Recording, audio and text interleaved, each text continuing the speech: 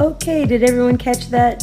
So D-Wave plus NASA plus Google are teamed up together, and they have a quantum AI lab whose slogan on Google Plus is new updates from the Quantum AI Lab's corner of the multiverse. You guys are so clever and funny. So D-Wave is not the AI of the future. What they're trying to do is be the first of the quantum computers so that everyone will say D-Wave instead of quantum computer. It's kind of like how, we say Band-Aid instead of bandage, and we say Xerox instead of photocopy. Anyway, D-Wave is not the quantum computing of the future, and even their CEO, even D-Wave's CEO says, there are even other types of quantum computers that people are building. Microsoft has a really interesting project going on where they're trying to develop what's called a topological quantum computer. The problem is that type of computing will require the discovery of a particle called a non-abelian anyon, which physicists do believe exists, but they haven't actually been able to identify one. So if you caught that, he was saying that they need an antimatter particle that has not yet been discovered. That's pretty sure of themselves, because Microsoft has already opened up this platform. They've already hired people. They've already got it in development stage. They're dang sure that this particle is going to exist. I think they know the future. I think that there's an AI in the future that is smart. I mean, like brilliant. So let's talk about how a quantum computer works. It uses three basic principles of quantum mechanics. One, superposition. That's basically when something can be in two or more places at the same time, which can lead to quantum entanglement, where two things, no matter how far apart they are in time or space, they act the same way at the same time because they're connected. And finally, quantum tunneling, which is possible because things are connected via quantum entanglement.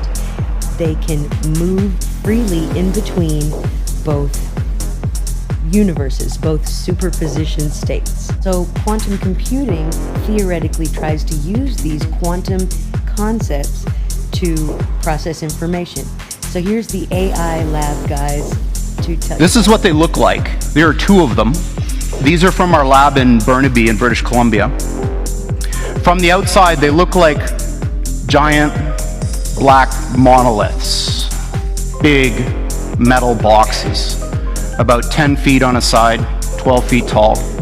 And they are powered, they have a fridge inside them, a refrigerator that cools these chips to almost absolute zero.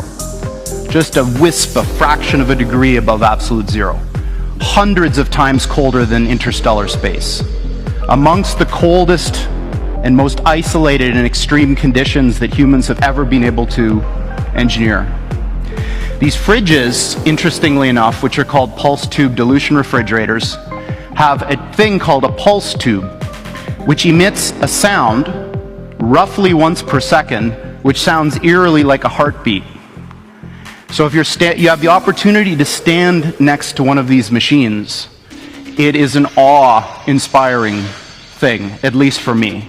It feels like an altar to an alien god. They really are impressive machines. At the heart of this big box is a tiny chip about the size of your thumbnail. And on this chip resides all of the wonder and magic that makes this thing go. In quantum mechanics, there's this concept that a thing can exist in two states which are mutually exclusive at the same time, quote unquote. So I'm using those words because the English language was developed before we had concepts to describe what these things actually are doing. Imagine that there really are parallel universes out there, and now imagine you have two that are exactly identical in every respect, all the way out to the horizon as far as we can see, down to the last little atomic detail of every single thing, with only one difference. And that's the value of a little thing called a qubit on this chip, which is a contraction of quantum bit. And that qubit is very much like a bit or a transistor in a conventional computer. It has two distinct physical states, which we call 0 and 1 for bit. In a conventional computer, these are mutually exclusive. That device is either one or the other, and never anything else. In a quantum computer, that device can be in this strange situation where these two parallel universes have a nexus, a point in space where they overlap.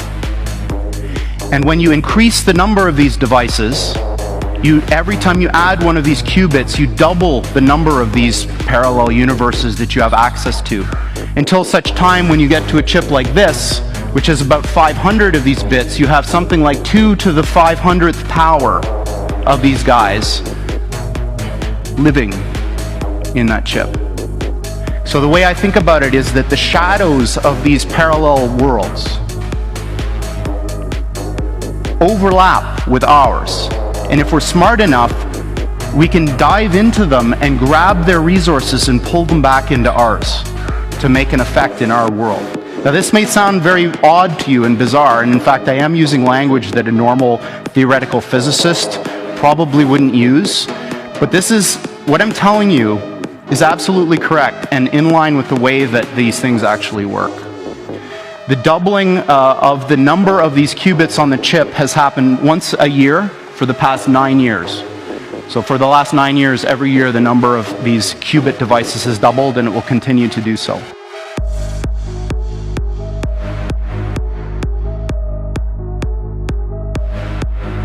Race beam down a message to all of us Earthlings saying, we're coming July 13th, 2030, and boy, you better be ready because the mothership is landing right on the front lawn of the White House or wherever you wanted to land on that day. The amount of resources that would be marshaled to try to figure out what to do would encompass the whole world. AI is just like that. So when this thing that I'm talking about happens, it's going to be exactly the thing that you're thinking about those super intelligent AIs. So the one thing I can tell you is they're not going to be like us.